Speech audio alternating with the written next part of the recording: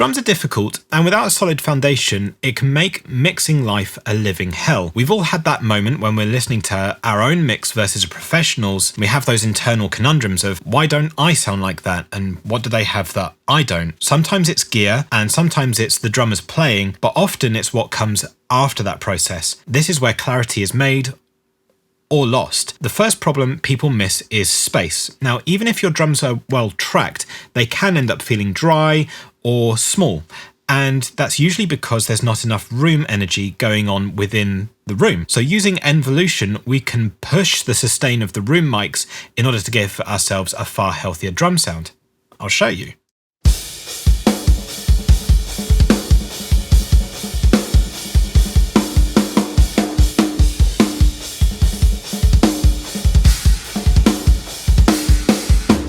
Now, with one dial, we've made a huge difference to the drum sound, really pushed what's actually happening within that performance. It's a very powerful control to have access to. Then there's clarity. If your kick gets buried or your snare starts to lose any kind of shape or focus, the problem's often not your mic, it will be the bleed. Using drum gate, I can clean up my tracks intelligently without cutting the feel or ghost notes or impact. On the snare, I've got it active here.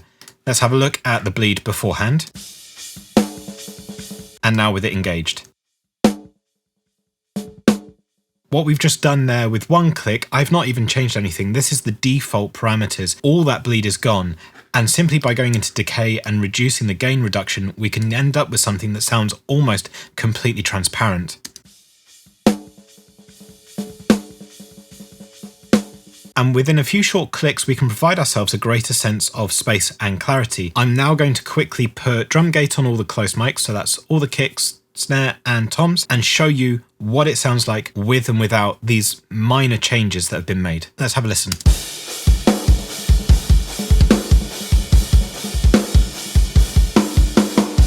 All right, and now without.